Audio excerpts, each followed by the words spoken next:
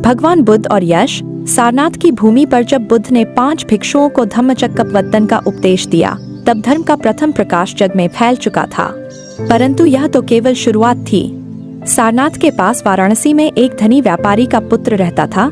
नाम था यश। सोने चांदी से सुसज्जित भवन, सुगंधित वस्त्र और नृत्य गान की विलासिता से घिरा हुआ जीवन सब कुछ था उसके पास। फिर भी मन में एक गहरी शून्यता। एक रात यश अपने महल में सोया हुआ था। संगीत की धुन मंद हो चुकी थी। नर्तकियां थककर सो गई थीं। दीपक की लौ बुझने लगी थी। उसी क्षण यश की आंख खुली। उसने चारों ओर देखा। थकी हुई देह, बिखरे हुए फूल और नशे में डूबे साथी। यश का हृदय कांप उठा। यही जीवन है, यह शरीर, यह विलास, सब नश्वर है। इसमें कोई स्थिरता नहीं, कोई शांति नहीं। वह चुपचाप महल से निकल पड़ा। रात्रि का अंधकार था, पर भीतर एक और गहरा अंधकार भरा हुआ था। उसके कदम उसे सारनाथ की ओर ले चले। सुबह होने को थी। उस समय यश बुद्ध के समीप पहुंचा।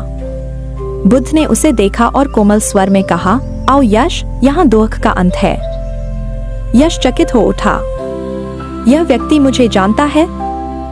यह तो मेरे मन की पीड़ा को पहचान रहा है।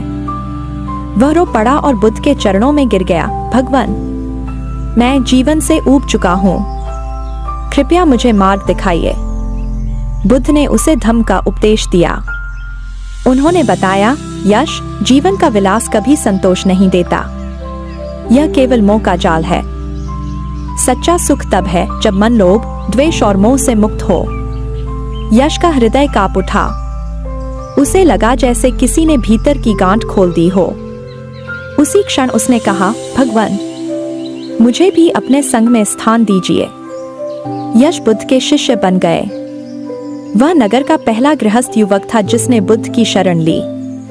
कुछ ही समय बाद उसके माता पिता और पत्नी भी बुद्ध से मिलने आए।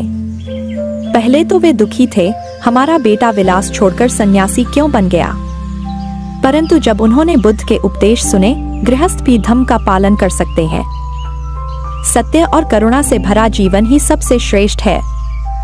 तब यश के पिता ने कहा, भगवान, हम गृहस्थ जीवन छोड़ नहीं सकते, पर हम भी आपके अनुयायी बनना चाहते हैं। इस प्रकार बुद्ध के संग में केवल भिक्षु ही नहीं, बल्कि गृहस्थ अनुयायी भी सम्मिलित हुए। यह बौद्ध धर्म के प्रसार का एक नया अध्याय था। यही है यश के दीक्षित होने की कथा। यह घटना दिखाती है कि बुद्ध का मार्ग केवल सन्यासियों के लिए नहीं था, बल्कि उन सबके लिए था जो सच्ची शांति और मुक्ति की खोज करते थे।